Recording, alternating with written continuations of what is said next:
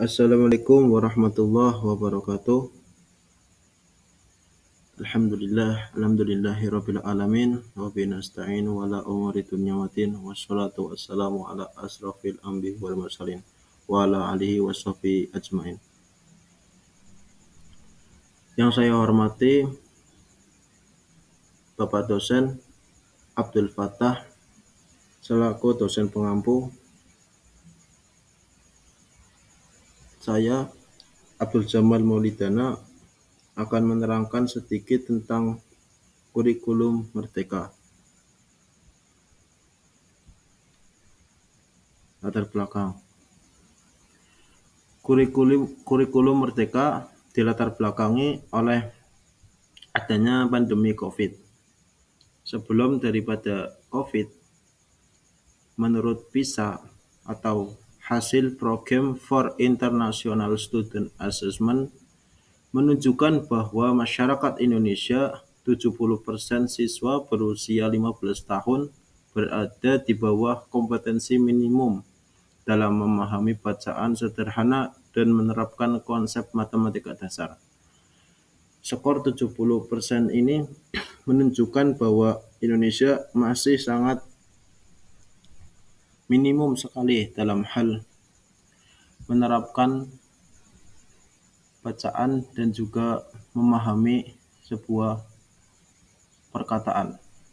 Skor PISA ini tidak mengalami peningkatan yang signifikan dalam kurun waktu 10 hingga 15 tahun terakhir.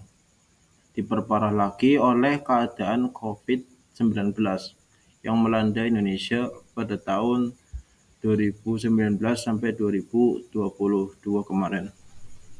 Untuk mengatasi hal tersebut, Kemendikbudristek melakukan penyederhanaan kurikulum dalam kondisi khusus atau kurikulum darurat untuk memitigasi atau mengejar ketertinggalan pembelajaran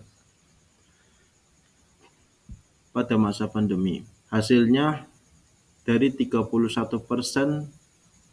sekolah yang menggunakan kurikulum darurat menunjukkan penggunaan kurikulum darurat dapat mengurangi dampak pandemi sebesar 73% dan 86% dalam hal numerasi atau matematika dasar. Sedangkan tadi yang 73% adalah literasi dalam hal baca-membaca. Artinya meningkat 3% dari yang tadinya 70% menjadi 73% dalam hal literasi. Nah, sekarang saya akan menerangkan tentang pengertian kurikulum merdeka. Apa sih kurikulum merdeka itu? Kurikulum merdeka adalah kurikulum dengan pembelajaran intrakurikuler yang beragam, di mana konten akan lebih optimal agar peserta didik memiliki cukup waktu untuk mendalami konsep dan menguatkan kompetensi. Guru juga memiliki keleluasaan untuk memilih berbagai perangkat ajar, sehingga pembelajaran dapat disesuaikan dengan kebutuhan belajar dan minat peserta didik. Proyek untuk menguatkan pencapaian profil belajar Pancasila dikembangkan berdasarkan tema tertentu yang ditetapkan oleh pemerintah. Proyek tersebut tidak diarahkan untuk mencapai target capaian pembelajaran tertentu, sehingga tidak terikat pada konsep mata pelajaran. Jadi, kurikulum merdeka itu cenderung lebih bebas. Nah, selanjutnya prinsip pembelajaran kurikulum merdeka. Ada 3 poin di sini yang akan saya bahas. Yang pertama adalah pembelajaran intrakurikuler yang dilakukan secara terdiferensiasi, sehingga peserta didik memiliki cukup waktu untuk mendalami konsep dan menguatkan kompetensi. Hal ini juga memberikan keleluasaan bagi guru untuk memilih perangkat ajar yang sesuai dengan kebutuhan dan karakteristik peserta didiknya. Jadi bahan yang ingin diajarkan guru memang sudah ditentukan, tapi metode yang akan dilakukan guru atau dipilih guru itu sesuai dengan kebutuhan guru itu sendiri. Yang kedua ada pembelajaran kokurikuler berupa proyek penguatan profil pelajar Pancasila, berprinsip pembelajaran interdisipliner yang berorientasi pada pengembangan karakter dan kompetensi umum. Menerapkan juga prinsip dan juga disiplin. Yang poin ketiga adalah pembelajaran ekstrakurikuler. Dilaksanakan sesuai dengan minat murid dan sumber daya satuan pendidik. Jadi tidak ada penekanan dalam hal memilih ekstrakurikuler. Selanjutnya, tujuan kurikulum merdeka. Yang tujuan kurikulum merdeka yaitu untuk mendukung visi pendidikan Indonesia. Seperti yang tadi diterangkan di awal, Indonesia mengalami kemunduran dalam hal literasi dan numerasi.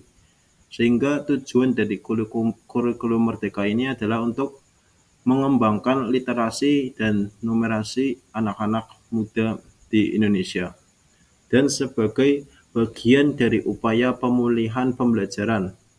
Karena kurikulum merdeka ini untuk mengatasi masalah COVID pandemi dalam hal pembelajaran. Kurikulum merdeka yang sebelumnya disebut sebagai kurikulum prototipe dikembangkan sebagai kerangka kurikulum yang lebih fleksibel, sekaligus berfokus pada materi esensial dan pengembangan karakter dan kompetensi peserta didik. Jadi materi-materi yang akan diajarkan itu lebih mendalam. Keunggulan kurikulum merdeka. Yang pertama, lebih sederhana. Lebih sederhana di sini menunjukkan bahwa materi yang dibawakan itu lebih sederhana sehingga tidak bercabang, akan menghasilkan juga murid-murid dengan kapasitas tertentu. Yang kedua, lebih merdeka karena tidak terpatok pada sebuah tujuan yang menyusahkan, sehingga guru lebih merdeka dalam memilih bahan ajar dan juga metode yang akan dilakukan. Yang ketiga, lebih relevan. Di sini lebih relevan yaitu lebih relevan dalam hal kondisi waktu itu, COVID-19. Ya, sekian dari saya. Wassalamualaikum warahmatullahi wabarakatuh.